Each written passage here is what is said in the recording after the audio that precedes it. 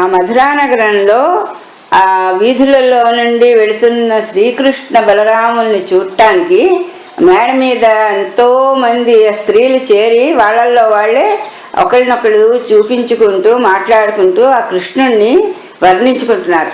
ఆ దృశ్యం ఎలా ఉంది, ఎలా చెప్పుకుంటున్నారు అంటే వాళ్ళు, వీడటే రక్కసి విగత జీవగ చన్ను పాలు త్రావిన మేటి బాలకుండు. ఒక స్త్రీ అంటోంది, ఈ బాలుడా ఇంత చిన్నగా ఉన్నాడు, ఇతడా అప్పట్లో అంత చిన్నతనంలోనే ఆ పూతన అనే రాక్షసి పాలివ్వడానికి వెళితే పాలతో పాటు ఆ విషాన్ని కూడా ఆహారంగా తీసేసుకుని ఆ రాక్షసిని చంపేశారట. ఈ బాలుడా అంది ఒక ఆమె. వీడటే నందుని వెలదికి జగమెల్ల ముఖమందు చూపిన ముద్దులాడు. ఓహో, ఈ బాలుడేనా అప్పట్లో యశోదకి తన ముఖంలో బ్రహ్మాండాలన్నీ చూపించేట. ఈ బాలుడేనా అంది ఒక ఆమె. వీడటే మందలో వెన్నెలు దొంగిలి దర్పించి మెక్కిన దాపరీడు. అంతేకాదమ్మా, ఇతడు ఆ గొల్లపల్లెలో అందరిళ్లలోకి వెళ్ళి వెన్నెలు దొంగతనం చేసి వెన్న దొంగగా పేరు తెచ్చుకున్నాడు అంది ఒక స్త్రీ. వీడటే ఎలయించి వ్రేతల మానంబు సూరలాడిన లోక సుందరుండు. ఇతడేనా ఆ రోజులలో ఆ గొల్ల స్త్రీలందరూ కూడా యమునా నదిలో స్నానం చేస్తూ ఉంటే వాళ్ళ వస్త్రాలన్నీ అపహరించి వాళ్ళందరి యొక్క అభిమాన ధనాన్ని కూడా దొంగిలించాడు. ఈ పిల్లవాడేనా అంది ఇంకొక స్త్రీ. వీడు లేకున్న పురం అటవీ స్థలంబు. ఇతడు గనక ఇప్పుడు చూస్తున్నారు కదా వాళ్ళందరూ, ఇంతటి చక్కటి వాడు, ఇంతటి మనోజ్ఞమూర్తి అయినటువంటి ఈ శ్రీకృష్ణుడు ఇన్నాళ్ళు ఈ మధురా నగరంలో లేడు కదా. ఈ మధురా నగరం కాదు, ఇది అడవితో సమానం. ఈ బాలుడు ఇక్కడ లేకపోవడం వల్ల వీని పొందని జన్మంబు విగత ఫలము. ఇతడితో కలిసి జీవించలేని జీవితం, ఎందుకు పనికిరాని జీవితం అది. వీని పలుకని వచనంబు విహగరుతము. ఇతడితో మాట్లాడకుండా ఉండేటటువంటి ఆ నాలుక ఏదైతే ఉందో, ఆ మాటలు ఏవైతే ఉన్నాయో అవి చిలుక పలుకుల్లాంటివి. అంటే చిలుక అర్థం తెలియకుండానే మాట్లాడుతుంది నేర్పించినప్పుడు. ఆ విధంగా అర్థం లేని మాటలు అన్నమాట ఇతనితో మాట్లాడకుండా మనం మాట్లాడే ఇతర మాటలన్నీ కూడా. వీని చూడని చూడ్కులు వృధలు. ఇతన్ని దర్శించకుండా ఉండేటటువంటి నేత్రాలు కూడా ఉండి కూడా అవి వృధా అంటూ ఆ స్త్రీలు భావిస్తున్నారు. ఇంకా చెలియా గోపికలి కుమార తిలకుం చింతించుచుం పాడుచుం కలయం బల్కుచున్ అంటుచున్ నగుచున్ ఆకర్షింపుచున్ హస్తగామలక క్రీడకు తెచ్చి నిచ్చలును సమ్మానంబులం పొందగా తొలి జన్మంబుల నేమినో చిరొకదే దుర్గ ప్రదేశంబులన్.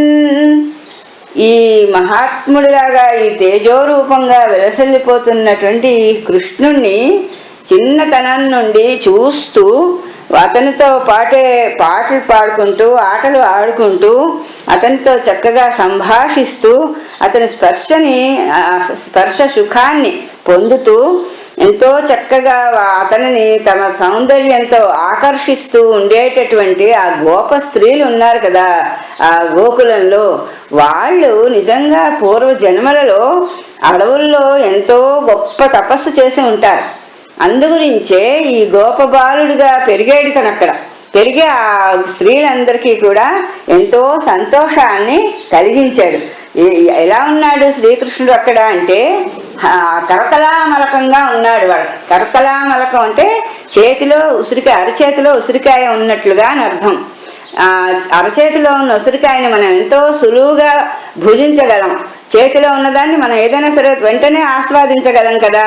ఆ విధంగా ఆ కృష్ణుడు రేపల్లెలో గోపికలందరికీ కూడా అరచేతిలో ఉన్నటువంటి ఉసిరికాయలాగా లభించి వాళ్ళందరినీ కూడా తన ఆటపాటలతోటి మృదుమధురమైన సంభాషణలతోటి ఎంతో సంతోషపెట్టాడు. అటువంటి పుణ్యాన్ని ఆ గోపికలు ఎంత తపస్సు చేస్తే పొందేరో అని అనుకున్నారు అని. మరియు పౌరకాంతలు మునుకొని హరిరూపు నేత్రముల వెంటను లోగుని తాల్చిరి హృదయములను జనిత ప్రమదమున విరులు సల్లుచునధిప.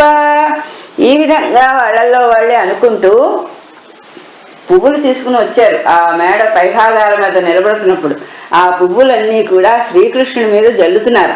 నడిచి అతను వెళ్తూ ఉంటే అలాగ జల్లుతూ అతని రూపాన్ని కళ్ళతోటే తమ హృదయాల్లోకి తీసుకుని అక్కడ ప్రతిష్ఠించుకుని ఎంతో సంతోషాన్ని పొందారు.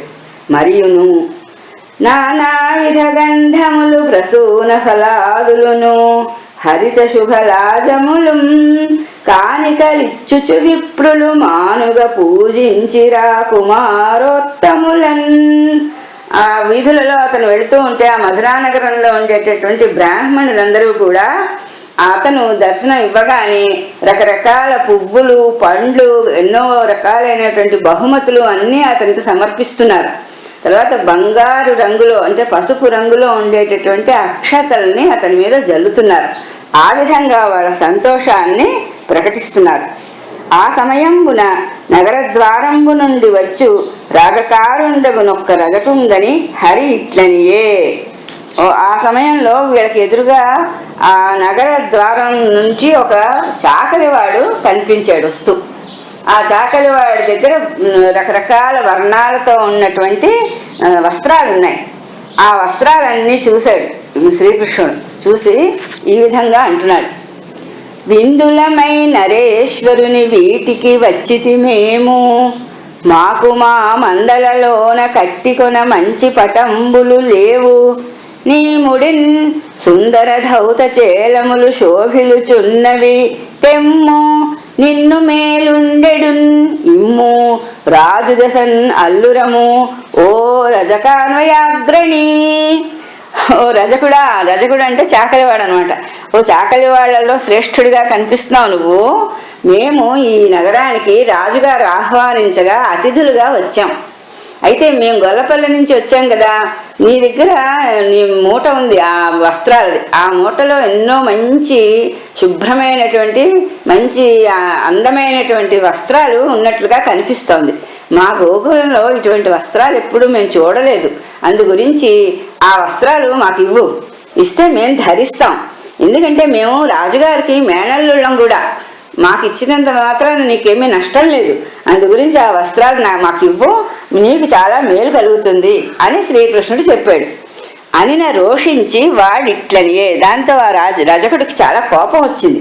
కోపం వచ్చి ఎట్రెట్రా మనుజేంద్ర చేలములు మీకి పాడియే, మీరలు కట్టం బోలుదురే పయోఘృత దధిగ్రాసంబులన్మత్తులై ఇట్టాడంజనగాక గొల్లలకు మీకెబ్బంగి నోరాడడిన్, కట్ట ప్రాణము కోలుపోయదు సుమి కంసోద్ధతిన్ బాలక.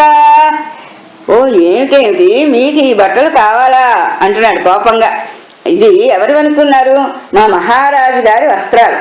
ఆ మహారాజు గారి వస్త్రాలు మీరు ధరిస్తారా? మీకు ఆ అర్హత ఎక్కడి నుంచి వచ్చింది? మీ గోకులంలో మీరు బాగా రోజు పాలు, పెరుగు, నెయ్యి, వెన్న ఇవన్నీ మెక్కుతున్నారు కదా, అందుకని మీకు బాగా కొవ్వెక్కింది. అందుకే ఈ విధంగా నువ్వు అడుగుతున్నావు నన్ను, రాజుగారి వస్త్రాలు మాకు ఇవి మేము ధరిస్తామని. అందు గురించి ఈ మాట కనుక కంసుడికి తెలిస్తే అతడి ఆగ్రహానికి మీరు గురవుతారు. వెంటనే మీ ప్రాణాలు తీసేస్తాడు అతను, జాగ్రత్త అంటూ బెదిరించాడు. మారాజు సొమ్ముగై కొన నీరాజులు వెరతురు, ఇంత ఎల్లిదమే నీకి రాజరాజ గృహమునన్, ఈ రాజ సమేళ గొల్ల ఏగుము తలగన్. సామాన్య గోపబాలుడే అనుకుంటున్నాడు రజకుడు కృష్ణుణ్ణి, అందుకని గొల్లవాడ అని సంబోధిస్తున్నాడు. సంబోధించి మా రాజుగారి అధికారానికి లోనేటువంటి వస్తువులు ఏవైనా సరే ఇతరులు రాజులైనా కూడా తీసుకోవడానికి భయపడతారు. అలాంటిది నువ్వెంతో వేళాకోళంగా ఆ రాజుగారి వస్త్రాలే ఇవ్వమని అడుగుతున్నావు. ఏమాత్రం భయం లేదా నీకు? ఆ రకంగా నువ్వు అడుగుతున్నందుకు కంసుడి రాజ్యంలో నీ తల ఉండదు. ఇంకా అతను నిన్ను తప్పకుండా సంహరిస్తాడు. అందుకోసం ఇక్కడి నుంచి దూరంగా పో, ఇలాంటి మాటలు మాట్లాడకు అంటూ హెచ్చరించాడు. అనిన విని రోషించి వెంటనే కోపం వచ్చింది కృష్ణుడికి. ఘోర కరాగ్రతలంబున ధీరుడు కృష్ణుండు శిరము తెగిపడగొట్టెం పౌరుల గుండెలు వగులగ వీరోద్రేకిన్ మదా వివేకిన్ చాకిన్. ఆయన ఎటువంటి వాడు, రాక్షసుల మదాన్నే అణిచివేసేవాడు ఆ శ్రీకృష్ణుడు. అలాంటి వాడికి చాకలివాడు లెక్క. ఆ చాకలివాడు ఎప్పుడైతే ఈ విధంగా అవమానకరంగా మాట్లాడి తన మాట వినలేదో అప్పుడు కృష్ణుడికి కోపం వచ్చి వెంటనే తన చేతితోటి ఒక్కసారిగా అతని తల మీద ఒక్క దెబ్బ కొట్టాడు. కొట్టగానే తల భిన్నం అయిపోయి చాకలివాడు వెంటనే మరణించాడు. అది చూస్తూ ఉంటే చుట్టూ చూస్తున్న ప్రజలు కూడా భయపడిపోయారు. చాలామంది, అమ్మ ఇంత శక్తిమంతుడా ఈ శ్రీకృష్ణుడు, ఒక్క దెబ్బతో ఈ చాకలివాడిని ఎలా కూల్చేశాడో అంటూ భయపడ్డారు. ఇట్లు భగ్నుండైన రజగుని జూచి వాని వారలు పటంబులు దించి వెరచి పరచిన రామకృష్ణులు వలసిన వస్త్రంబులు ధరించి కొన్ని గోపకులు కొసంగి చనుచుండ. ఈ విధంగా తమ బంధువైనటువంటి ఆ చాకలివాడు ఎప్పుడైతే మరణించాడో అతనితో పాటు వెనకాలే వస్తున్నారు వాళ్ళ బంధువులు. అతని బంధువులు కూడా చాకలి మూటలు పట్టుకుని వాళ్ళది చూడగానే అమ్మో మనల్ని కూడా ఏం చేస్తాడో ఈ బాలుడని ఆ మూటలు అక్కడే వదిలిపెట్టి పరుగుని పారిపోయారు. అప్పుడు రామకృష్ణులు ఇద్దరు కూడా ఆ మూటలు ఇప్పి తమకు కావలసిన వస్త్రాలు తాము ధరించారు. ఇంకా తమ వెనకాల వస్తున్నారు చాలా మంది గొప్ప బాలురు అందరూ కూడా. వాళ్ళందరికీ కూడా వస్త్రాలన్నీ పంచిపెట్టారు ధరించండి అని. అలాగే పంచిపెట్టి మళ్ళీ బయలుదేరారు అక్కడి నుండి. అంతటనొక వాయకుడా క్రంతన్ వసుదేవ సుతులగని బహువర్ణాత్యంత మృదుపటాభరణములెంతయు సంతసము తోడనిచ్చెన్. ఆ విధంగా మళ్ళీ బయలుదేరి వాళ్ళు వెళ్తూ ఉంటే ఒక వీధిలో ఒక సాలెవాడు ఉన్నాడు, బట్టలు నేస్తున్నాడు. ఆ బట్టలు నేస్తున్న అతను చూసి రామకృష్ణులను చూసి ఎంతో భక్తిగా వాళ్ళని ఆహ్వానించి తాను నేస్తున్నటువంటి ఆ వస్త్రాలలో కొన్ని వస్త్రాలను కానుకగా సమర్పించాడు శ్రీకృష్ణుడికి బలరాముడికి. తర్వాత ఎన్నో మర్యాదలు చేసి అన్ని రకాలైనటువంటి పూజలు చేశాడు వాళ్ళకి. కారుణ్యంబున వాణి గైకొని వెంటనే దయతోటి వాడిచ్చినవన్నీ స్వీకరించారు ఈ బలరామకృష్ణుడు. అలంకారంబు గావించి చక్కగా శరీరానికి అలంకారంగా ధరించారు. శృంగారోదంచిత దిగ్గజేంద్ర కలభాకారంబులం బొల్చిరాశూరుల్. అవన్నీ ధరించగానే వాళ్ళు ఎలా కనపడుతున్నారు అంటే అన్ని రకాలైనటువంటి అలంకారాలతో సింగారించబడి ఉన్నటువంటి చిన్న ఏనుగు గున్నలలాగా కనిపిస్తున్నారు ఆ బలరామకృష్ణులు. ఆ విధంగా ఉన్నటువంటి ఆ రూపంతో మాధవుడంత వాయకుని శుశ్రూషకున్ మహాప్రీతుడై సారూప్యంబును లక్ష్మియున్నొసగే నైశ్వర్యాది సందాయి అయి. ఆ నేత పనివాడికి ఎంతో దయతోటి శ్రీకృష్ణుడు ఏం చేశాడంటే ఈ లోకంలో నివసించినంత కాలము ఐశ్వర్యం సమకూరేటట్లుగా వరం ఇచ్చాడు. అంతేకాదు అతను దేహం అంతా అవసాన కాలం సమీపించినప్పుడు మరణ సమయంలో కూడా ముక్తి లభించేటట్లుగా వరాన్ని ప్రసాదించాడు. అంత నా రామకృష్ణులు సుధాముండను మాలాగారు గృహంబునకు జనిన నతండు గని లేచి గ్రక్కున మృక్కి చక్కన అర్ఘ్యపాద్యాదికంబులాచరించి సానుచరులైన వారలకు తాంబూల కుసుమ గంధంబులొసంగి ఇట్లనియే. ఇంకా అలాగ త్రోవలో వెళుతూ ఉంటే ఒక మాలాకారుడు కనిపించాడు. అంటే పూలదండలు కట్టి అమ్ముకునేవాడు. ఆ పూలదండలు చక్కగా కడుతున్నటువంటి అతని గృహం కనబడగానే రామకృష్ణులు అక్కడ ఆగి ఆ ఇంటి లోపలికి వెళ్ళారు. అతను చూశాడు వీళ్ళు రావడం. చూడగానే తొందరగా లేచి బయటికి వచ్చి వాళ్ళని ఇంటిలోకి తీసుకుని వెళ్ళి చక్కగా అతిథి మర్యాదలన్నీ చేశాడు. అర్ఘ్యం పాద్యం మొదలైనవన్నీ ఇచ్చాడు.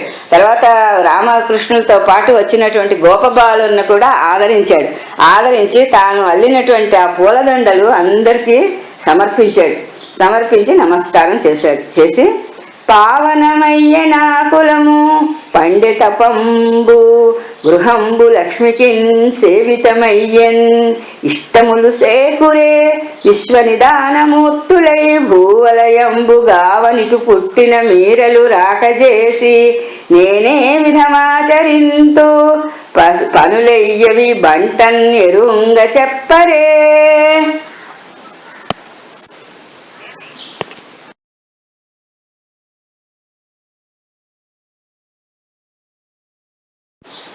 సుదాముడు ఈ విధంగా అంటున్నాడు, నువ్వు ఈ విధంగా నా గృహానికి రావడం వల్ల నా ఇల్లే ఎంతో పవిత్రమైంది.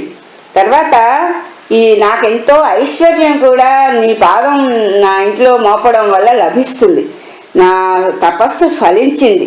అందుకే ఈ విధంగా నువ్వు నీ అన్నతో కూడి నా ఇంటికి నేను కోరకుండానే వచ్చి నన్ను అనుగ్రహించావు. అంతేకాదు, మీరు ఎలాంటి వాళ్ళు అంటే ఈ ప్రపంచం అంతటా కూడా వ్యాపించి ఉంటూ ఈ ప్రపంచంలో సృష్టించడానికి కారణమైనటువంటి వాళ్ళు మీరు. అంతేకాకుండా ఇక్కడ భూమి మీద ప్రస్తుతం ఉన్నటువంటి దుష్టులందరినీ కూడా శిక్షించి భూభారాన్ని తగ్గించడానికి ఈ అవతారాలు ఎత్తారు. అందు గురించి మీరు వచ్చినందుకు ఏం పని చెయ్యాలి, మీకు నేను ఏ సేవ నేను చెయ్యాలి, మీకు నేను దాసుణ్ణి, అందు గురించి మీరు ఏది ఆజ్ఞాపిస్తే అదే నేను చేస్తాను నన్ను దయతోటే అనుగ్రహించి నాకు చెప్పండి మీకేం పని చెయ్యాలో అంటూ ప్రార్థించాడు అని పలికి, దామోదర రాములకు దామయశోహసిత తుహిన ధాములకు వధూకాములకు తెచ్చి ఇచ్చే సుదాముడు ఘన సురభి కుసుమ దామములధిప. ఆ శ్రీకృష్ణుడికి బలరాముడికి కూడా వాళ్ళు ఏంటంటే తమ యొక్క కీర్తితోటి ఆ చంద్ర కాంతిని కూడా తొలగించగలిగేవాళ్ళు. అంటే చంద్రుడి కాంతి కంటే కూడా వాళ్ళ కీర్తి ఎక్కువ వెలుతురుతో ఉంటుందన్నమాట. అటువంటి వాళ్ళు స్త్రీలు చూడగానే వీళ్ళు మన్మథాకారులు అని పొగుడుతూ ఉండేటటువంటి వాళ్ళు అయిన బలరామ కృష్ణుడికి ఆ సుదాముడు చక్కగా కూర్చున్నటువంటి పూలదండలు తీసుకుని వచ్చి సమర్పించాడు. వారును మాలికుడిచ్చిన భూరి కుసుమ దామములను భూషితులై నీ కోరిన వరమిచ్చెదమని కారుణ్యము సేయనతడు గని ఇట్లనియన్. అప్పుడు ఆ బలరామకృష్ణులు ఇద్దరు ఆ సుదాముడిచ్చిన పూల దండల్ని చక్కగా ఆదరంగా తీసుకుని ధరించి ఆ సిగ మీద మెడలోని అంతటా అలంకరించుకున్నారు కదా. అప్పుడు ఏమన్నారంటే, నీకు ఏదైనా వరం కావాలంటే కోరుకో, ఎందుకంటే మమ్మల్ని అడగకుండానే నువ్వు ఈ విధంగా అన్ని రకాల పరిచర్యలు చేసావు, భక్తితో సేవించావు, కాబట్టి నువ్వు కోరిన కోరిక తీరుస్తాం, అడుగని అన్నారు. అప్పుడు ఆ సుదాముడు ఈ విధంగా అంటున్నాడు, నీ పాద కమల సేవయు నీ పాదార్చకుల తోడి నెయ్యమును నితాంతాపారభూత దయయును తాపసమందార నాకు దయసేయగదే. ఇది చాలా ప్రసిద్ధమైన పద్యం పోతన రాసిన వాటిల్లో.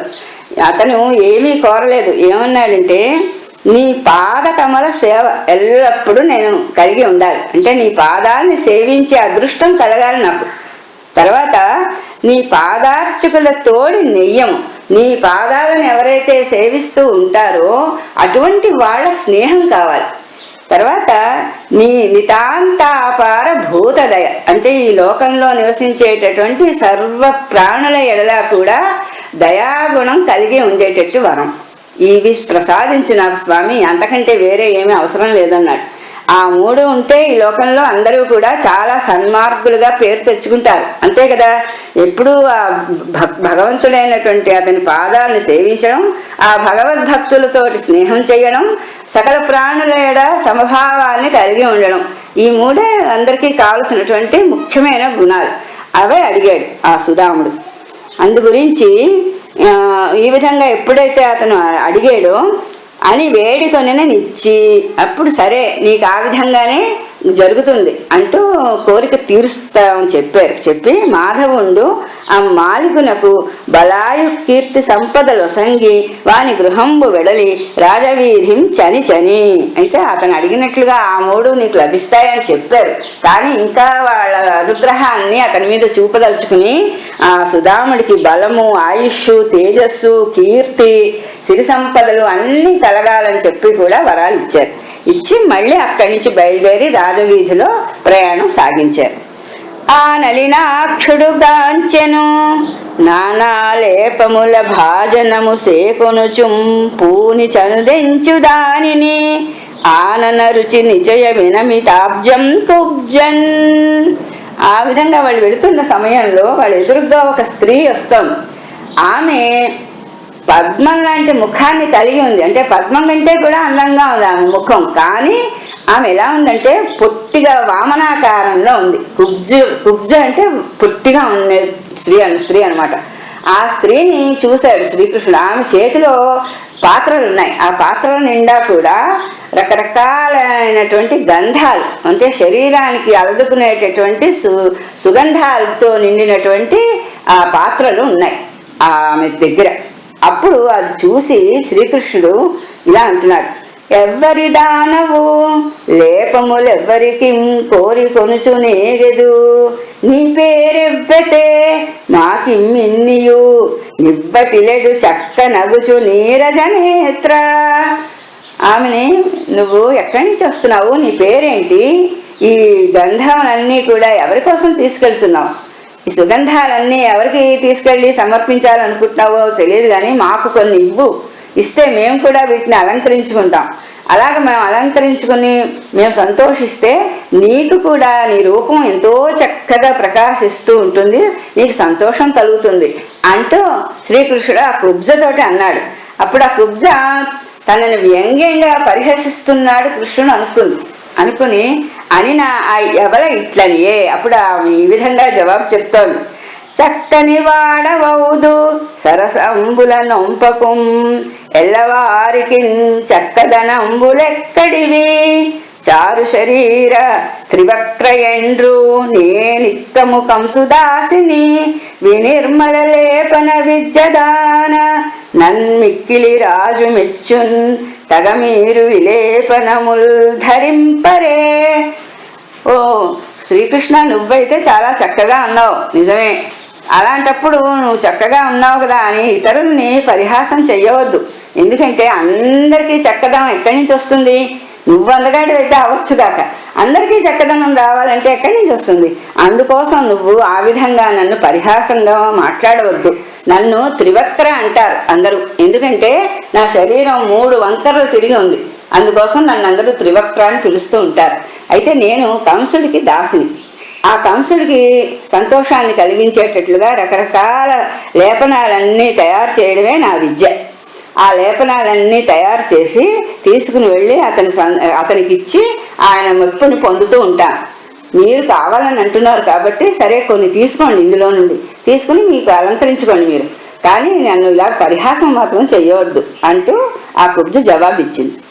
అని పలికి ఆ కుమారుల తనువులు నగవులును వీక్షితమ్ములు మాటల్ తన చిత్తము కరగించిన అనులేపములిచ్చే వారి కబల ప్రియముతోన్.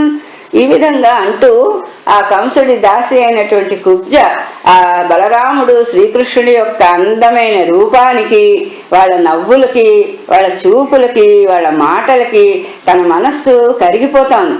ఆ రకమైనటువంటి మనస్సు ఎంతో ప్రేమతో కరిగిపోతూ ఉండగా తన దగ్గర ఉన్నటువంటి ఆ లేపనాలు కొన్ని తీసి వాళ్ళకి ఇచ్చింది.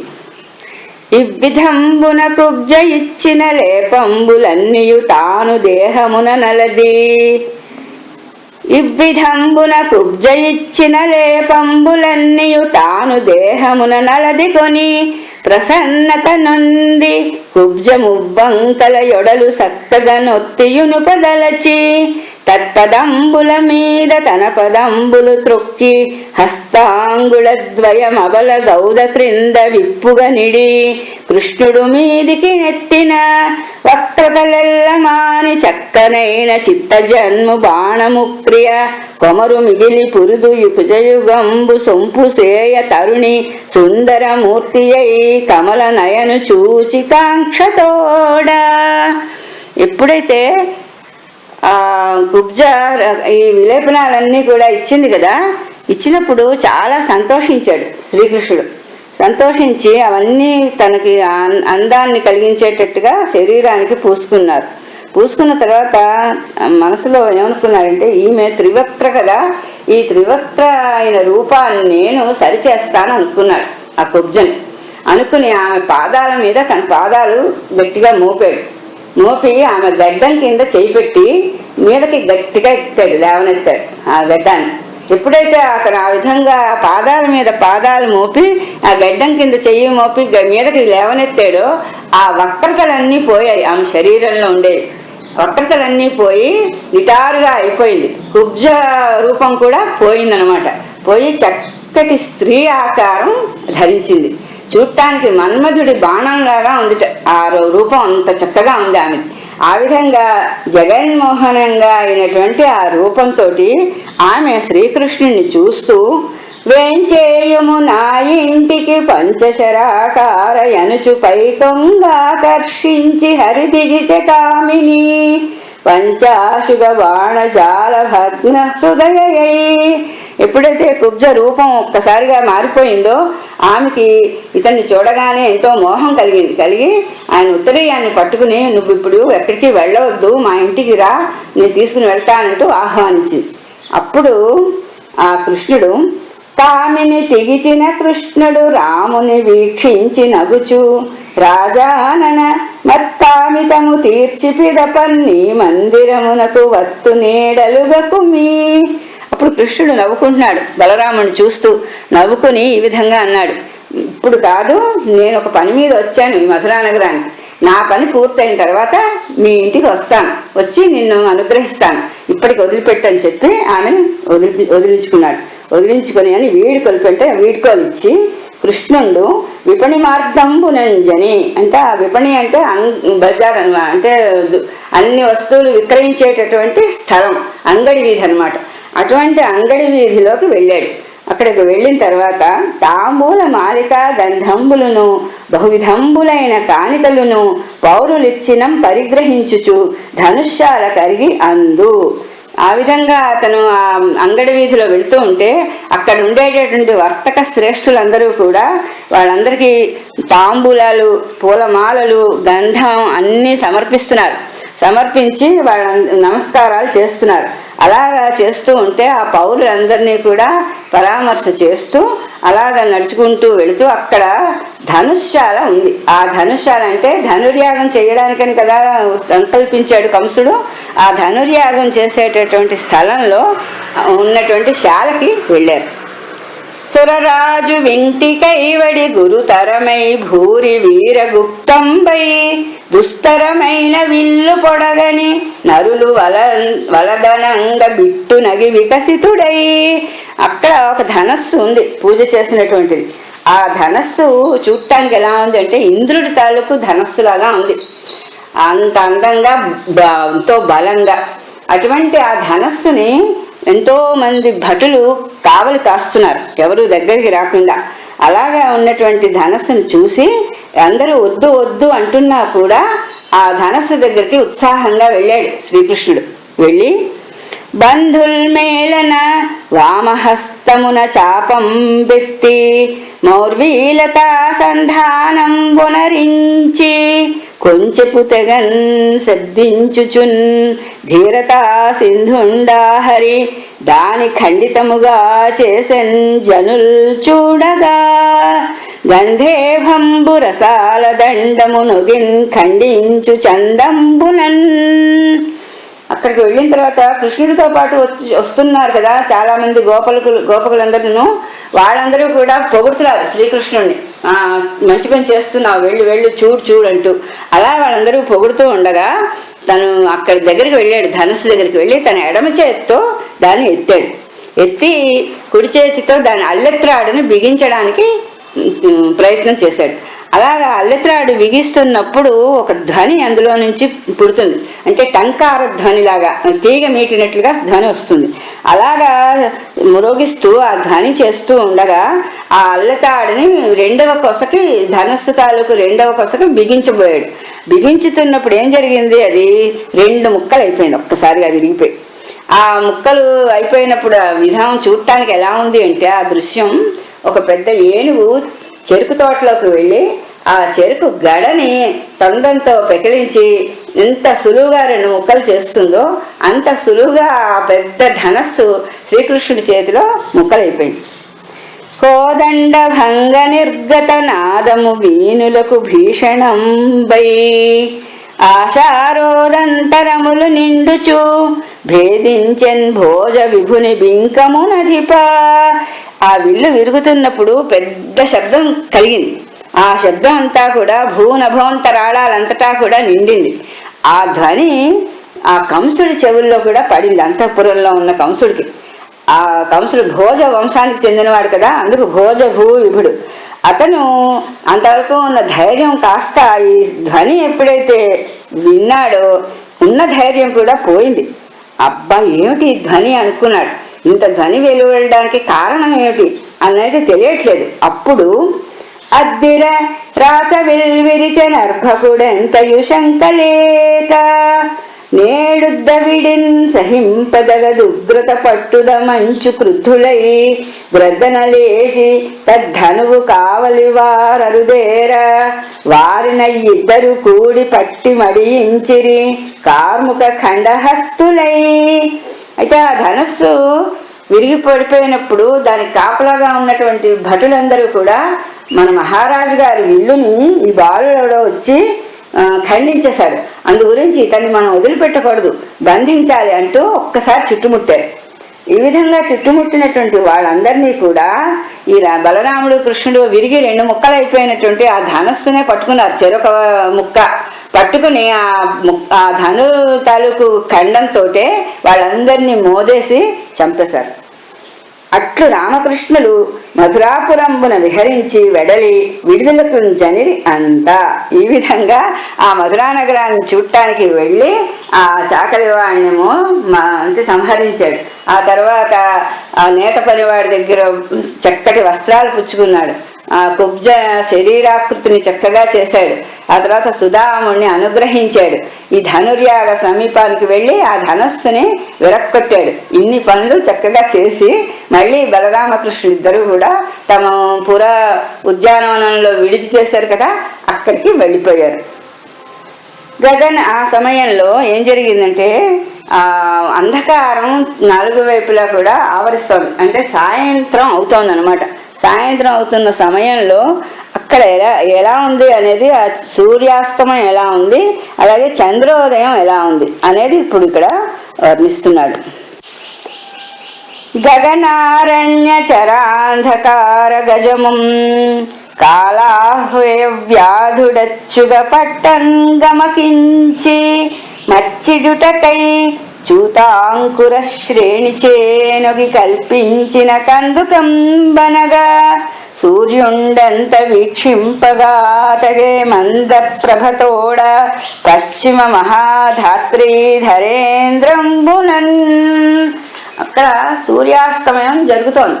ఆ దృశ్యం ఎలా ఉంది అంటే, కాలం అనేటటువంటి ఒక వేటగాడు ఆకాశం అనే అరణ్యంలో చీకటి అనే ఏనుగుని బంధించడానికి ఒక మచ్చు పెట్టడం అంటారు. అంటే ఏదైనా ఒక ఎర పెట్టడం అన్నమాట. ఆ ఎర తయారు చేసినట్లుగా ఉన్నదిట ఏ సూర్యబింబం. దేంతో తయారు చేశాడు అంటే మామిడి చిగుళ్ళతోటి ఒక బంతి ఆకారంలో చేశాడు. ఎందుకంటే ఏనుగు మామిడి చిగుళ్ళను చూడగానే ఆ ఆశతోటి దగ్గరికి వెళుతుంది. వెళ్ళినప్పుడు దాన్ని బంధిస్తాడు అనమాట వేటగాడు. ఆ విధంగా ఇక్కడ కాలం అనేటటువంటి వేటగాడు ఆకాశం అనే అరణ్యంలో చీకటి అనే ఏనుగుని బంధించడానికి పెట్టినటువంటి ఎరలాగా ఆ మామిడి చిగుళ్ళ బంతిలాగా ఉన్నట్ట సూర్యుడు. ఎందుకంటే అతని కాంతి అంతా తగ్గిపోయింది. ఆ సమయంలో తగ్గిపోవడం వల్ల మందమైన కాంతిని వెదజల్లుతున్నాడు. అందు గురించి ఆ విధంగా చూడముచ్చటగా ఆ పడమటి కొండ దగ్గర సూర్యుడు కనిపిస్తున్నాడు. తరుణుడగు శీతకరును నిన్మరగి వియల్లక్ష్మి తన్ను మాని ముదుకడన్ కరకరుడు ననుచు ద్రొబ్బిన కరణిన్ రవి పశ్చిమాద్రి కడకృంగెన్ రూపా. అయితే ఇంకా ఆ సూర్యుడు అస్తమిస్తున్న సమయం ఎలా ఉంది అంటే, ఒక్కసారిగా అస్తమించాడు కదా. ఆకాశం అనే స్త్రీ ఈ సూర్యుడు తపనుడు, అంటే వేడి కిరణాలు కలిగి ఉంటాడు. అందు గురించి ఈ సూర్యుడు నాకు వద్దు, చల్లటి కిరణాలు కలిగినటువంటి ఆ చంద్రుణ్ణి నేను ఇప్పుడు ఆహ్వానిస్తాను అన్నట్లుగా చంద్రుడిని ఆహ్వానిస్తోంది. తర్వాత ఆ చంద్రుడు కూడా సూర్యుడి కంటే కూడా చల్లదనాన్ని కలిగిస్తూ చిన్నవాడిగా ఉంటాడు. అందుగురించి అతన్ని నేను ఆహ్వానిస్తాను అన్నట్లుగా ఆకాశ లక్ష్మి సూర్యుడిని ఒక్కసారిగా పడమటి కొండ దగ్గరికి తోసేసినట్లుగా సూర్యుడు ఆ పడమటి కొండ దగ్గర కృంగాడు. కళలు కలుగుగాక కమల తోడగుగాక శివుని మౌళి మీద చేరుగాక అన్యునొల్ల తపనుడైన మత్పతి అని సాధ్విభంగి కమల జాతి మొగిడే. అయితే అక్కడ సరోవరాల్లో వికసించి ఉన్నటువంటి తామర పూలు ఉన్నాయి కదా, అవి సూర్యాస్తమం అవగానే ముడుచుకుపోతాయి. ఆ ముడుచుకుపోవడం అనే విధానం ఎలా ఉంది అంటే, ఇప్పుడు చంద్రుడు ఉదయిస్తాడు, ఆ చంద్రుడు 16 కళలతో విలసిల్లుతూ ఉంటాడు కదా, అలాంటి కళలు ఉంటే ఉండొచ్చుగాక అతని దగ్గర. అలాగే ఆ లక్ష్మీదేవే అతని తాలూకు సహోదరి అయితే అవచ్చుగాక. తర్వాత ఈశ్వరుడి తల మీద నివసిస్తూ ఉంటాడు ఆ చంద్రుడు, ఆ గర్వంతో కూడా ఉండొచ్చు. ఇన్ని లక్షణాలు ఆ చంద్రుడికి ఉన్నా కూడా మాకు మాత్రం అతడు ఇష్టుడు కాదు. మాకు ఎంత వేడిగా ఉన్నా, ఎటువంటి వెచ్చతనాన్ని కలిగిస్తూ అందరికీ తాపాన్ని కలిగిస్తున్నా కూడా ఆ సూర్యుడే మాకు ఇష్టుడు అని చెప్తున్నట్లుగా ఆ తామర పూలన్నీ కూడా ముడుచుకున్నాయి ముఖాలు. ఆ తామర పూలు ఎంతో సాధులు అనమాట. పతిని తప్ప ఇంకొకరిని ఎవరిని కూడా వాళ్ళు చేరదీరు. అందుకోసం చంద్రుడు వచ్చినా అతనికి ఎంత గొప్పతనం ఉన్నా కూడా మాకు అవసరం లేదని ముఖాలు ముడుచుకున్నట్లుగా అవన్నీ ముకులించుకున్నాయి. సుందర సాయం సంధ్యా వందన విప్రార్ఘ్యతోయ వజ్రహతో జన్మందేహాసుర రక్తస్యందముక్రియ కెంపు సొంపెసగెన పరదిశన్. ఎప్పుడైతే ఆ సుందరమైన సాయం సంధ్యా సమయంలో అపర దిక్కు అంటే ఆ పడమటి దిక్కున సూర్యుడు అస్తమిస్తున్నాడో అక్కడ అరుణవర్ణం అంతా వ్యాపించింది. కెంజాయ అంటాం దాన్ని. కెంపు వర్ణంలో అంతా కూడా వర్ణితం అయిపోయింది ఆకాశం అంతా కూడా. ఆ దృశ్యం చూడటానికి ఎలా ఉంది అంటే, ఆ సంధ్యా సమయంలో బ్రాహ్మణులు గాయత్రి మంత్రాన్ని పఠిస్తూ అర్ఘ్యాన్ని వదులుతారు ఈ సూర్యుడికి. ఆ అర్ఘ్యాన్ని వదులుతున్నప్పుడు సాయం సంధ్యలో వాళ్ళు మంత్రాలు పఠిస్తూ వదులుతారు కదా, ఆ మంత్రాల్లో ఏముంటుందంటే మందేహుడు అనేటటువంటి రాక్షసుల్ని సంహరిస్తున్న సూర్యుడు అనే అర్థం వచ్చేటట్టుగా ఉంటుంది అర్ఘ్యం ప్రదానం చేస్తున్నప్పుడు. ఈ మందేహుడు అనేవాడు ఎవడంటే, పూర్వం ఇక్కడ అమృతపానం చేస్తున్నప్పుడు అంటే అమృతాన్ని మధించినప్పుడు అదే సముద్రాన్ని మధించినప్పుడు అమృతం వచ్చింది కదా, వచ్చినప్పుడు దేవతలందరికీ కూడా విష్ణుమూర్తి జగన్మోహిని ఆకారంలో అమృతాన్ని పంచేస్తాడు. కానీ రాక్షసులకి అందదు. అందులో ఒక్కడు మాత్రం రాహు కేతు రూపంలో ఉంటూ తన పగని తీర్చుకుంటాడు, కంఠం దాకా అమృతం వెళ్ళడం వల్ల. అది అయిపోయిన తర్వాత రాక్షసుల్లోనే మందేహుడు అరుణుడు అని ఇద్దరు ఉంటారు. ఆ ఇద్దరు బ్రహ్మ గురించి తపస్సు చేస్తారు. ఎందుకంటే వాళ్ళు వంచింపబడ్డారనే కోపంతో. బ్రహ్మ తపస్సుకి మెచ్చుకుని వచ్చినప్పుడు వాళ్ళు ఏం కోరుకుంటారంటే, మేము సూర్యుడితో యుద్ధం ఎల్లప్పుడూ చేస్తూ ఉండేటట్లుగా మాకు వరం ఇయ్యని అడుగుతారు. అంటే సూర్యుడితో యుద్ధం కావాలి మాకు, అదే మాకు కావాల్సిన వరం. అందులో మేము సంహరింపబడకూడదు, మేము మరణించినా మళ్ళీ మాకు పునర్జీవితం కలుగుతూ ఉండాలి, అలాంటి వరాన్ని కోరుకుంటారు వాళ్ళు. అప్పుడు బ్రహ్మ సరే అని ఇస్తాడు. అయితే దానికి విరువుడుగా ఈ త్రిసంధ్యల్లోని బ్రాహ్మణులు సూర్యుడికి ఇచ్చే అర్ఘ్యం ప్రదానం చేస్తున్నప్పుడు ఆ మంత్రాల్లో ఏమని ఉంటుందంటే, ఈ మందేహుడు అరుణుడు అనేవాళ్ళు ఈ సూర్యుడి చేత సంహరింపబడుతూ ఉండాలి అనేటటువంటి మంత్రాన్ని పఠిస్తారు.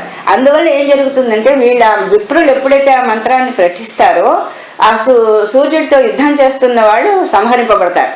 వాళ్ళు సంహరింపబడగానే వాళ్ళ రక్తం అంతా కూడా ఆకాశంలో ప్రవహించిందా అన్నట్లుగా ఆ సాయం సంధ్యలో ఆకాశం అంతా ఎరుపు రంగులో ఉందిట. అంటే వీళ్ళు వరం ప్రకారం ఏం జరుగుతుంది, మళ్ళీ ప్రాతఃసంధ్యలో పునర్జీవితులు అవుతారు. మళ్ళీ ప్రాతఃసంధ్యలో కూడా వీళ్ళు అర్ఘ్యప్రదానం చేస్తున్నప్పుడు బ్రాహ్మణులు మంత్రాలు చదువుతారు కదా, అప్పుడు మళ్ళీ మరణిస్తారు. ఈ విధంగా సంధ్యా సమయాల్లో వాళ్ళు సూర్యుడితో యుద్ధం చేస్తూ ఉంటారు, మరణిస్తూ ఉంటారు. ఆ రకమైన గాథని స్ఫురణకి తెచ్చుకుంటూ ఇక్కడ ఏం చెప్తున్నాడంటే, ఆ విప్రుల యొక్క ఆ మంత్ర పఠనం వల్ల సాయం సంధ్యా సమయంలో మందేహుడనే రాక్షసులు సంహరింపబడటం వలన ఆ దిక్కంతా కూడా రక్తం పులిమినట్లుగా ఎర్రగా అయింది చూడటానికి. భూమి నుండి మింట పూర్ణమై కర్కట మకర మీన రాశి మహితమైన హరి యశస్సుధాబ్ధియంద్రుల తుంపురులనగా చుక్కలొప్పెనాకసమున. ఎప్పుడైతే సూర్యుడు అస్తమించాడో ఆకాశంలో నక్షత్రాలు ఉదయించాయి. ఆ నక్షత్రాలు ఉదయించినప్పుడు ఎలా ఉంది ఆ దృశ్యం అంటే, శ్రీకృష్ణుడి యొక్క కీర్తి మొత్తం ఈ భూలోకం అంతా కూడా నిండిపోయింది. ఆ నిండిపోయిన కీర్తి పాల సముద్రంలాగా ఉంది, ధవళ వర్ణంలో, అంటే స్వచ్ఛంగా. ఆ పాల సముద్రం అనే కీర్తి భూలోకం కూడా కాకుండా ఆకాశాన్నంత ఎత్తు ఎగిసింది, వ్యాపించింది. అలాగా వ్యాపించినప్పుడు పాల సముద్రపు కెరటాల నుండి వెలువడుతున్న తుంపరలు ఆకాశాన్ని ఆక్రమించుకున్నాయా అన్నట్లుగా నక్షత్రాలు గుంపులు గుంపులుగా ఆకాశంలో ఉదయించాయి. ఎల్ల దిశలు నిండిన శ్రీవల్లభు గుణ మహిమ బ్రహ్మ వాసించుటకై చల్లిన మృగమదమనగా వెళ్ళి విరిసె తమము గగన వీధుల నెల్లన్. అయితే ఇంతకుముందు మనం చెప్పుకున్న పద్యంలో ఇంకా ఒక పాదానికి చెప్పుకోలేదు అర్థం. అదేంటంటే, పాల సముద్రం ఆకాశం దాకా ఎగిసింది అని చెప్పుకున్నాం కదా. అక్కడ సముద్రంలో కర్కటకాలు, మకరాలు, మీనాలు ఉంటాయి. ఇప్పుడు పాల సముద్రం ఆకాశాన్ని అంటుతోంది అంటే అక్కడ కూడా మరి అంటే కర్కటకాలు, మకరాలు, మీనాలు ఉన్నాయి. ఎందుకంటే అవి రాశుల రూపంలో ఉంటాయి ఆకాశంలో. అందు గురించి ఆ పాల సముద్రం ఆకాశాన్ని అంతటినీ కూడా నిండిపోగా అందులో నుండి ఆ కర్కటకాలు, మకరాలు, మీనాలు ఉండగా ఆ తుంపురులన్నీ కూడా నక్షత్రాలలాగా ఉన్నాయని వర్ణించాడు అనమాట. ఇక్కడ ఇంకొక పద్యం ఇప్పుడు చెప్పుకున్నాం కదా, ఆ పద్యంలో ఏం చెప్తున్నాడంటే, ఈ విష్ణుమూర్తి యొక్క ఆ మహిమ ఏదైతే ఉందో ఈ భూలోకంలో అదంతా కూడా బ్రహ్మకి కూడా తెలియాలి. అంటే సత్యలోకంలో ఉండేటట్టు బ్రహ్మకి ఈ విష్ణుమూర్తి మహిమ తెలియడానికి ఇక్కడ జల్లినటువంటి కస్తూరి లేపనంలాగా, అంటే కస్తూరి నల్లగా ఉంటుంది రంగులో, అందుగా చాలా మంచి సువాసన కలిగి ఉంటుంది. మృగమదం అంటారు దాన్ని. ఆ మృగమదాన్ని వ్యాపింపచేసినట్లుగా ఉందిట ఆ చీకటి నల్లగా ఉండడం వల్ల. అది ఎందుకు అలాగ వ్యాపించింది అంతటా కూడా అంటే, ఆ బ్రహ్మ వాసనని బట్టి, అంటే శ్రీకృష్ణుడి యొక్క కీర్తి, అతని తాలూకు సుగుణాలు ఇంత అందంగా లోకం అంతా వ్యాపించాయా అని బ్రహ్మ తెలుసుకోవడానికి అక్కడ జల్లినటువంటి కస్తూరిలాగా అక్కడ చీకటి అంతా కూడా వ్యాపించింది. ఆ చీకటి వెనుతగిలిన ప్రాచీ దిశ నుండి కంతు బరువున రవి ధర్మాచలము మలక త్రోవను వేచనీయంగాక నిలిచి విరుగకయున్నే. అయితే ఆ చీకటి తరుముకుని వస్తోంది సూర్యుడిని. అందువల్ల సూర్యుడు ఒక్క గంతులు పెడుతున్నట్లుగా తొందరగా పశ్చిమ దిశకి వెళ్ళిపోయాడు. పశ్చిమ దిశకి వెళ్ళిపోతూ, అంటే తూర్పు నుంచి పడమటి వైపుకి వెళుతూ అక్కడ మేరు పర్వతాన్ని వెనక్కి వెళ్ళిపోయాడు. ఆ మేరు పర్వతానికి మామూలుగా కాకుండా ఈ చీకటి భయం వల్ల అడ్డదారిలో వెళ్ళిపోయాడేమో అన్నట్లుగా ఒక్కసారి వెంటనే సూర్యాస్తమయం జరిగింది. మీకును వైరి ఎప్పుడును మిక్కిలి మాకును వైరి రాజు దోషాకరుడింక వచ్చు జలజాతములారా మదీయ బాలురం జేకొనుడంచు బాలకుల చీకటి దాచిన భంగి చిక్కిరారాక వసించె తుమ్మెదలు రాత్రి సరోరుహ పుష్పలంబులన్.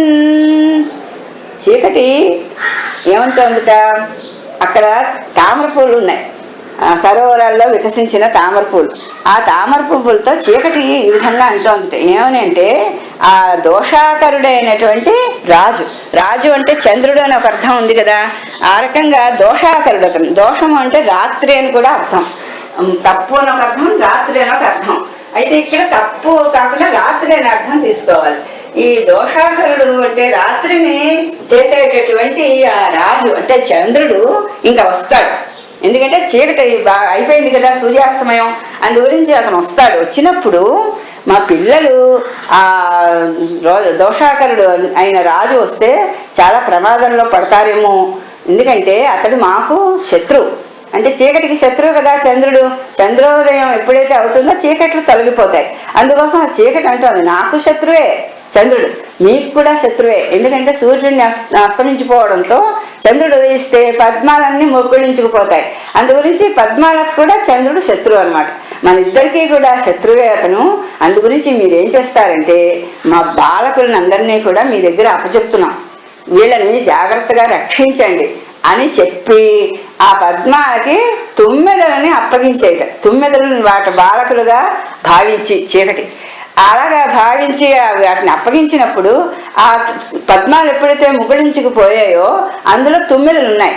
ఎందుకంటే ఇక్కడ చమత్కారం ఏంటంటే పగటిపూట సరోవరంలో వికసించినటువంటి ఆ పద్మాల మీద విహరిస్తూ ఉంటాయి కదా తుమ్మెదలు.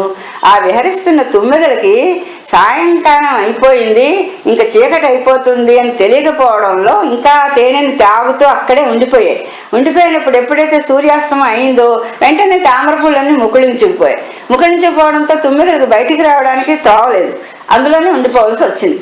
రాత్రంతా ఉండిపోయి మర్నాడు పొద్దున్న మళ్ళీ పద్మాలు వికసించినప్పుడు బయటికి వచ్చాయి.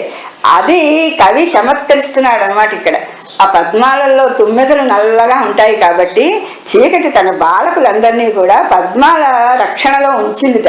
చంద్రుడు వస్తాడు, మీరు కాపాడండి అని. అందుగురించే అవి రాత్రి సమయంలో పద్మాలలో ఉండి తెల్లవారిన తర్వాత బయటికి వచ్చాయట అని ఇక్కడ ఆ విధంగా చమత్కారంగా రచించాడు.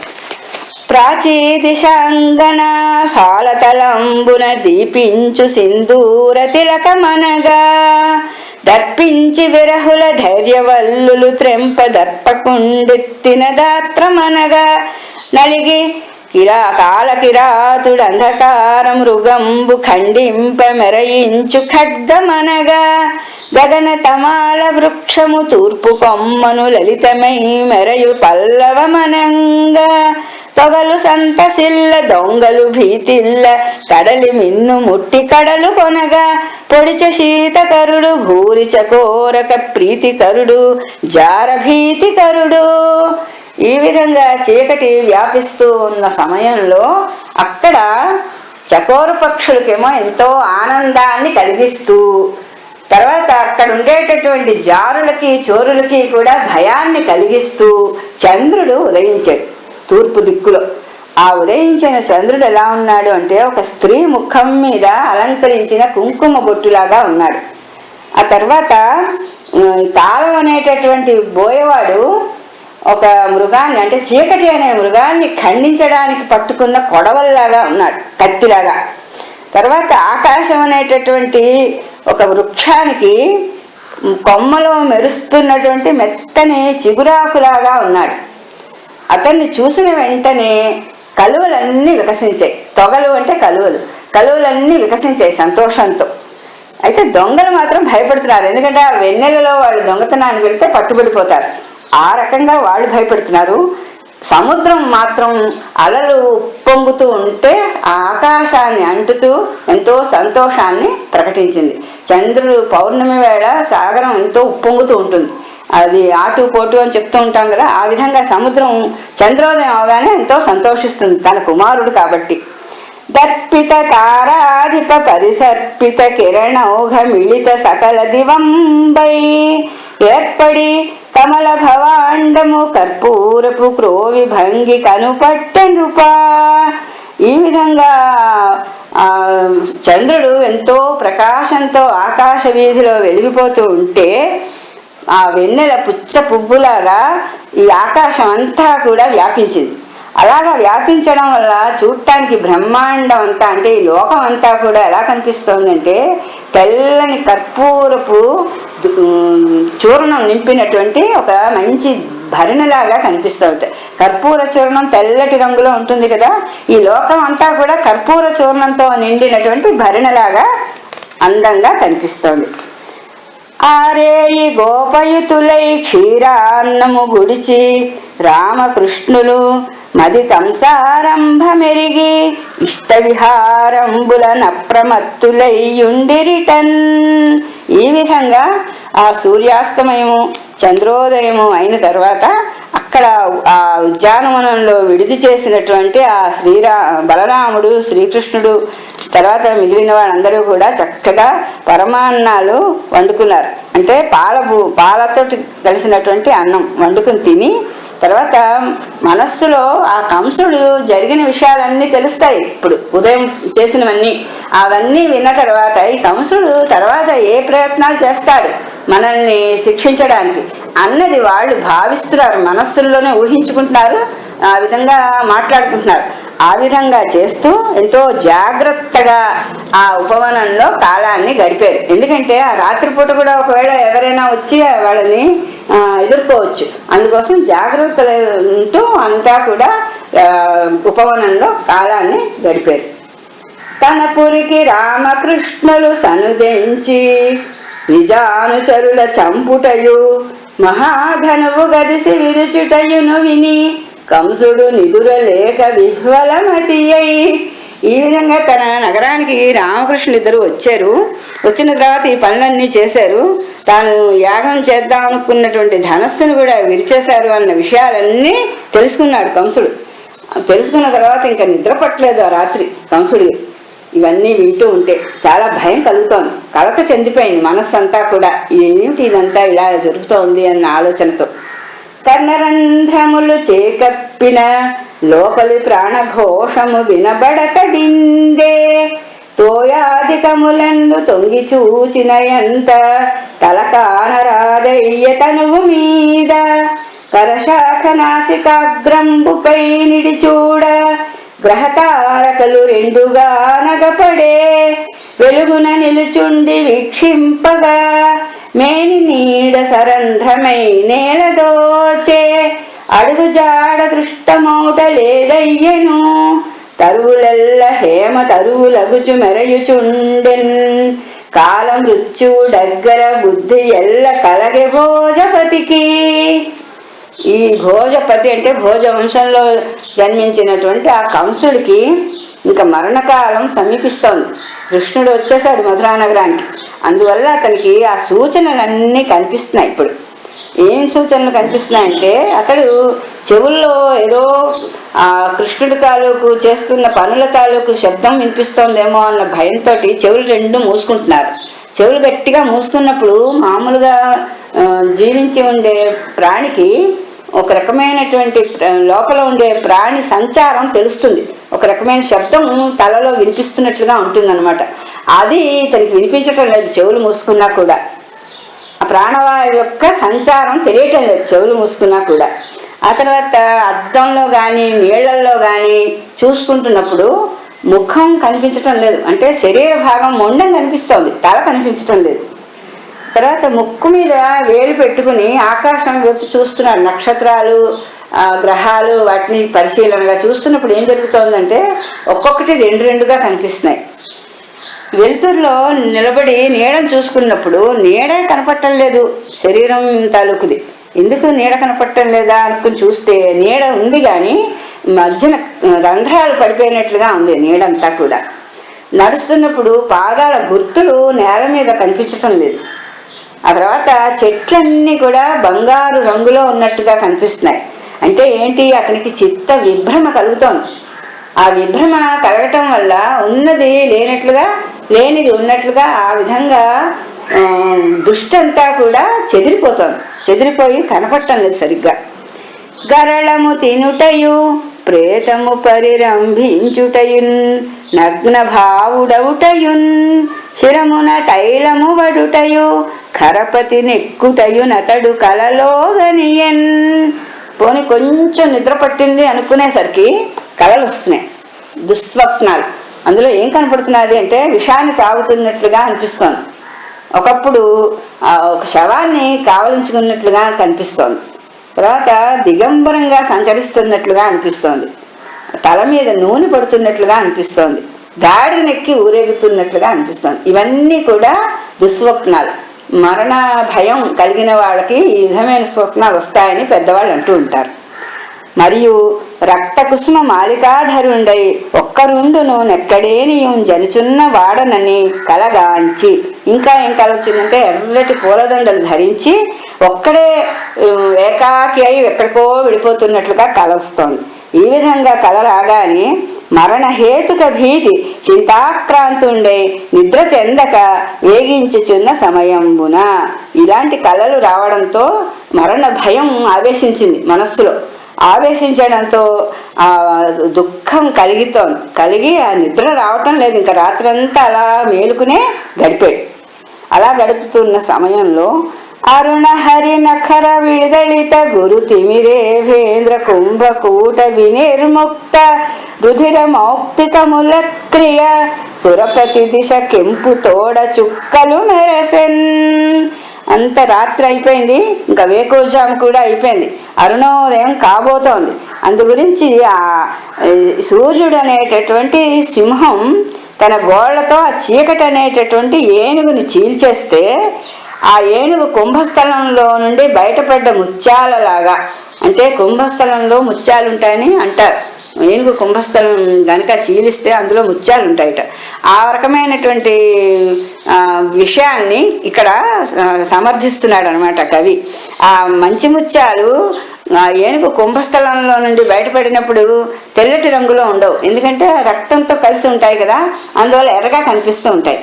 ఆ విధంగా ఈ నక్షత్రాలన్నీ కూడా అరుణోదయం కాబోతోంది కాబట్టి ఎరుపు వర్ణానికి తిరిగాయి. ఆ ఎరుపు వర్ణంతో ప్రకాశిస్తున్న నక్షత్రాలు ఏ విధంగా ఉన్నాయంటే, ఆ సూర్యుడు అనే సింహం తన గోళ్లతో చీల్చాడు చీకటి అనే ఏనుగుని. ఆ ఏనుగు కుంభస్థలంలో నుంచి బయటపడినటువంటి ముత్యాలలాగా ఎర్రటి కాంతితో ఆ నక్షత్రాలు తూర్పు దిక్కున కనిపిస్తున్నాయి. పౌలోమి తన బాలు పాన్పుపై కనుపట్ట పన్నిన పవడంపు బంతి అనగా, పౌలోమి అంటే శచీదేవి. ఆ శచీదేవి అంటే ఇంద్రుడు తూర్పు దిక్కుకి అధిపతి కదా, అందుకోసం అక్కడ తూర్పు దిక్కుకి అధిపతి అయిన ఇంద్రుడి తాలూకు భార్య శచీదేవి. ఆమె తన పిల్లవాడు ఆడుకుంటూ ఉంటే ఉయ్యాల మీద చిలకల పందిలని కడుతూ ఉంటారు పిల్లలకి. అంటే రంగురంగుల వస్త్రాలతోటి చిలకల్లాగా బంతుల్లాగా కట్టి పిల్లలు కేరింతలాడుతూ ఆడుకుంటూ ఉంటారు వాటిని చూస్తూ. అటువంటిది ఒక బంతిని ఆడుకోవడానికి కట్టిందేమో తన ఇంట్లో అన్నట్లుగా ఆ తూర్పు దిక్కున సూర్యబింబం కనిపిస్తోంది ఎర్రగా బంతిలాగా.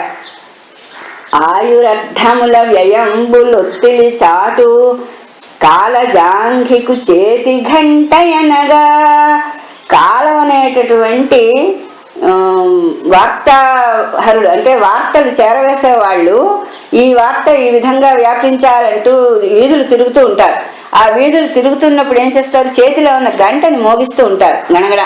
ఆ గంట వినడానికి బయటికి వచ్చిన వాళ్ళకి అక్కడ ఉన్న విశేషాలు చెప్తూ ఉంటారు నగరంలో.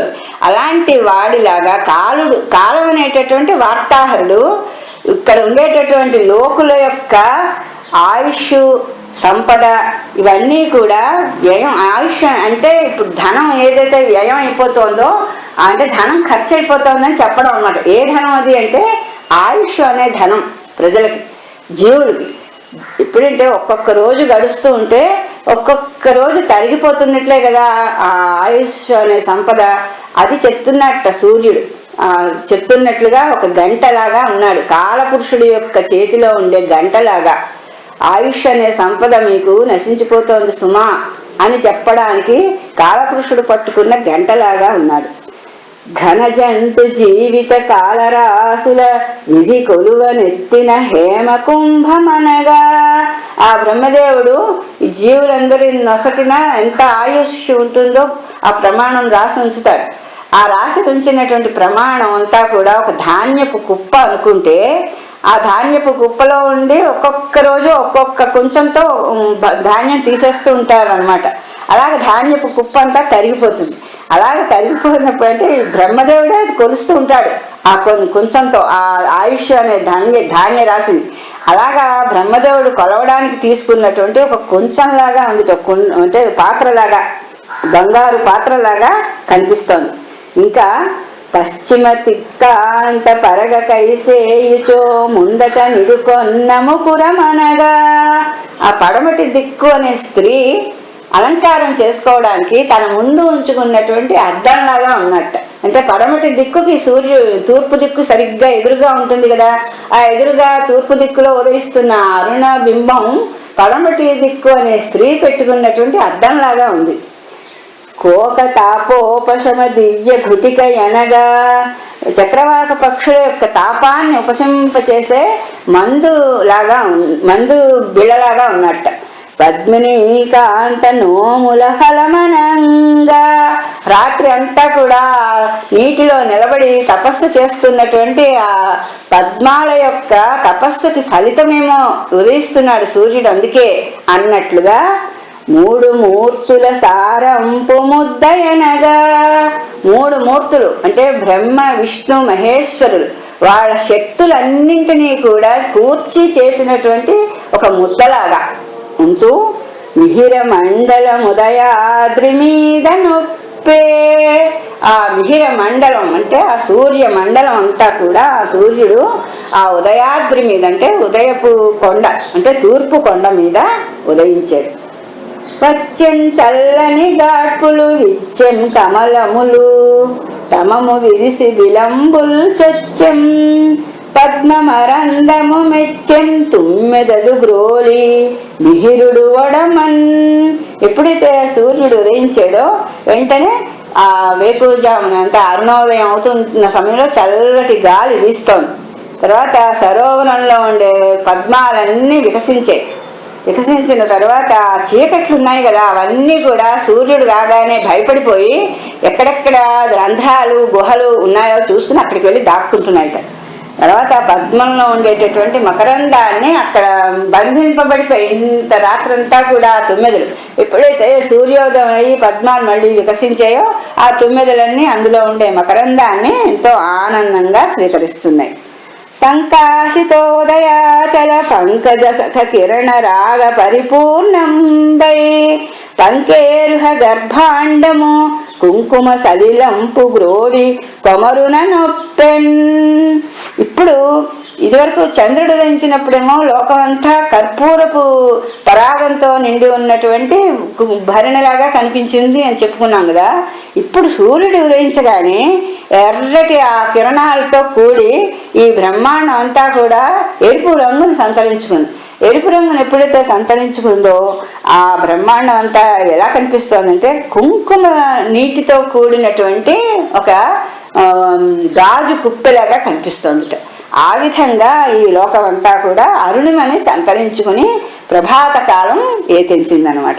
తదనంతరంబా ఆ తర్వాత పాషాణవల్మీక పంకాదిరహితంబు మృదుల కాంచన నిభ మృణ్మయంబు కమనీయ కస్తూరికాజల సిక్తంబు బద్ధ చందనదారు పరివృతంబు మహనీయ కుసుమదామధ్వజ తోరణ మండితోన్నత మంచ మధ్యమంబు బ్రాహ్మణ క్షత్రాది పౌర కోలాహలంబు అశ్రాంత తూర్యత్రయాంచితంబు నిర్మలంబు సమము నిష్కంటకంబునై పుణ్య పురుషు మనము పోలి కంస సైన్య తుంగమగుచు సంతుష్ట లోకాంతరంగమైన మల్లరంగముప్పే. అక్కడ ముందే కంసుడు పట్టణ ప్రజలందరికీ కూడా తెలిసేటట్టుగా చాటింపు వేయించాడు మల్ల యుద్ధం జరుగుతుందని. ఆ మల్ల రంగాన్ని సిద్ధం చెయ్యండి అని కూడా చెప్పాడు కదా. ఆ మల్లరంగం ఎలా ఉందనేది ఇక్కడ వర్ణిస్తున్నారు. ఆ మల్లరంగాన్ని అందరూ కూడా సంసిద్ధం చేశారు. అక్కడ క్రీడా రంగంలో సమతలంగా చేశారు భూమిని. ఎందుకంటే అక్కడ మల్ల యుద్ధం చేస్తున్న వాళ్ళకి ఎటువంటి కష్టం కలగకూడదు. అందుకని రాళ్ళు కానీ పుట్టలు కానీ బురద కానీ లేకుండా అంతా శుభ్రం చేశారు. చేసి మెత్తటి మట్టి బంగారు వర్ణంలో ఉన్నటువంటి మెత్తటి మట్టితో దాన్ని నింపారు. నింపిన తర్వాత కస్తూరి జలంతో అంటే కస్తూరిని నీళ్ళల్లో కలిపి అక్కడంతా కూడా జల్లేరు, మంచి సువాసన వస్తూ. ఆ తర్వాత దానికి చుట్టూ మంచి గంధం చెట్లని తెచ్చి నరికి వాటిని స్తంభాలుగా ఏర్పాటు చేసి కంచెలాగా చేశారు. ఆ మల్ల రంగస్థలానికి చుట్టూ చేసిన తర్వాత ఆ నిర్మించినటువంటి కంచెకి చక్కటి పూల దండలు, పతాకాలు, తోరణాలు అన్నీ అలంకరించిన తర్వాత ఆ రంగస్థలం చూడటానికి వస్తారు కదా అందరూ చూడడానికి, ఆ మల్ల యుద్ధం వాళ్ళందరూ చూడటానికి వచ్చే వాళ్ళకి చుట్టూ ఎత్తైన ఆసనాలన్నీ నిర్మించినప్పుడు అక్కడికి చూడటానికి ఎంతో మంది అప్పటికే వచ్చేసారు. ఈరోజు మల్ల యుద్ధం జరుగుతుందని బ్రాహ్మణులు, క్షత్రియులు మొదలైన పురపల ప్రజల్లో వచ్చిన వాళ్ళందరూ కూడా అక్కడ నిండిపోవడంతో అక్కడ జనం తాలూకు ఘోష అంతా కూడా నిండిపోయింది 4 వైపులా. ఆ తర్వాత అక్కడ రకరకాలైనటువంటి తూర్య ధ్వనులు చెలరేగుతున్నాయి, అంటే మంగళ వాయిద్యాలు వాయిస్తున్నారు. అలా వాయిస్తూ ఎటువంటి మాలిన్యం లేకుండా శుభ్రంగా ఉంది కదా ఆ రంగస్థలం. అందుకని గురించి అది ఎలా ఉంది అంటే మంచి పుణ్య పురుషుల యొక్క మనస్సు ఎంత పవిత్రంగా ఉంటుందో అంత శుభ్రంగా, అంత స్వచ్ఛంగా ఆ రంగస్థలం ఎంతో చక్కగా ప్రకాశిస్తోంది. ఆ తర్వాత అక్కడ కంసుడు కూర్చోవడానికి ఒక మంచి ఎత్తైన సింహాసనం కూడా ఏర్పాటు చేశారు. అది అందరికంటే కూడా ఉన్నతంగా ఉంది, అన్ని సింహాసనాల కంటే అది ఎక్కువ ఉన్నతంగా ఉన్నది. ఇటువంటి ఆ రంగస్థలాన్ని చూస్తూ ఉంటే ప్రజలందరూ కూడా చాలా సంతోషిస్తున్నారు ఆ రంగస్థల వైభవాన్నంతా చూస్తూ. ఆ మల్ల రంగ పరిసర భూమి స్థిత మంచమందు భోజేంద్రుడు మాన్యామాచ సంయుతుండై భూమీషులు కొలువ నుండే పొక్కుచునధిప. ఆ మల్లరంగానికి చెరువులో నిర్మించినటువంటి ఆ ఉన్నతాసనం మీద కంసుడు తన మంత్రులు, పురోహితులు, సామంతరాజులు మొదలైన వాళ్ళందరూ తనని పరివేష్టించి ఉండగా ఆ సింహాసనం మీద కూర్చున్నాడు. కానీ ముఖంలో కాంతి లేదు, ఎందుకంటే రాత్రి అంతా కూడా దుస్వప్నాలతో గడిపాడు. ఇంక మీదట జరగబోయేది ఎలా ఉంటుందనేది ఊహించలేకపోతున్నాడు. అందువల్ల మనస్సులో చాలా దుఃఖంతో ఉన్నాడు, వికాసం అనేది లేదు. సకలాంభోనిధి మేఖలావహనము చాలించి ఏతెంచు నాగకులాగంబుల భంగి నొప్పుచు తగంకైసేసి చాణూర ముష్టిక కూటుల్ శలతోసలుల్ గురువులన్ సేవించుచున్ రంగధాత్రికి నేతెంచిరి తూర్య ఘోషముల నుద్రేకం బనేకంబుగన్. అయితే ఇక్కడ ఉన్నటువంటి రంగస్థలం దగ్గరికి అక్కడ చాణూరుడు, ముష్టికుడు అనేవాళ్ళు ఉన్నారు కదా, వాళ్లతో పాటు శలుడు, తోసలుడు అనే వాళ్ళు కూడా ఉన్నారు. వాళ్ళందరూ కూడా తమ తమ గురువులు, అంటే మల్ల విద్యలో ప్రవీణులైనటువంటి గురువులు ఉన్నారు. వాళ్ళందరినీ కూడా తీసుకుని చక్కగా ఎంతో అలంకారం చేసుకుని నడిచి వస్తున్నటువంటి దిగ్గజాలలాగా ఉన్నారు, అంటే పెద్ద పెద్ద ఏనుగుల్లాగా ఉన్నారు. అంతేకాదు కులపర్వతాలలాగా కూడా ఉన్నారు. కులపర్వతాలు అంటే ఇదివరకు మనం చెప్పుకున్నాం కదా, 7 ఉంటాయి మన భారతదేశంలో.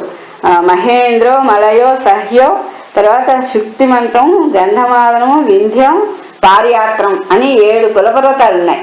ఈ 7 కులపర్వతాలు కూడా చాలా నిశ్చలమైనవి, దృఢమైనవి, ఎత్తైనవి. వాటిని పూజిస్తూ ఉంటాం మనం, అందుకే అవి కులపర్వతాలు. ఆ రకంగా ఉండేటటువంటి అంత గంభీరమైనటువంటి రూపంతో ఏనుగులు మదించినప్పుడు ఎలా నడుస్తూ వస్తాయో అలాంటి నడకతోటి ఆ క్రీడా రంగానికి అందరూ కూడా మల్లులందరూ కూడా వచ్చారు. వాళ్ళు వస్తున్నప్పుడు రకరకాల వాయిద్యాలు వాయిస్తున్నారు. ఆ వాయిద్యాలన్నీ కూడా ఉద్రేకాన్ని పెంపొందించేటట్లుగా ఉన్నాయి. అటువంటి ఉద్రేకంతో చెలరేగిపోతూ ఉన్న మనస్సులతోటి ఆ మల్లులందరూ కూడా రంగస్థలానికి వచ్చారు. నందాదులైన గోపకులందరూ జని కానుకలు సమర్పించి నృపున్ సందర్శించి తదనుమతి చెంది మహామంచముల వసించిరి వరుసన్. ఈ విధంగా సభ అంతా ఏర్పాటైంది కదా. అప్పుడు ఈ నందుడు మొదలైన గోపాలకులందరూ వచ్చిన వాళ్ళంతా గోకులం నుంచి కంసుడిని సందర్శించారు. వెళ్ళి అతనికి తెచ్చిన కానుకలన్నీ సమర్పించి అతడు అనుజ్ఞ ఇవ్వడంతో అక్కడ వాళ్ళ కోసం నిర్మించినటువంటి ఆసనాలలో కూర్చున్నారు. అంత రామకృష్ణులను అలంకృతులై మల్ల దుందువి నినదంబు విని సందర్శన కుతూహలంబున. ఈ విధంగా ఎప్పుడైతే అందరూ కూర్చుని సిద్ధంగా ఉన్నారో అప్పుడు బలరామకృష్ణులు కూడా అలంకారాలు చేసుకుని ఆ రంగస్థలం దగ్గరికి వచ్చారు. వచ్చినప్పుడు ఈ మల్ల యుద్ధం చేసే వాళ్ళందరూ కూడా రకరకాల వాయిద్యాలన్నీ వాయిస్తున్నారు కదా, అవన్నీ వింటున్నారు. విని సరే మనం కూడా మల్లరంగం దగ్గరికి వెళ్ళి చూద్దాం అని ఎంతో కుతూహలంతో ఆ మల్లరంగ స్థలం దగ్గరికి వచ్చి చూస్తున్నారు. ఆ సమయంలో ఏం జరిగింది?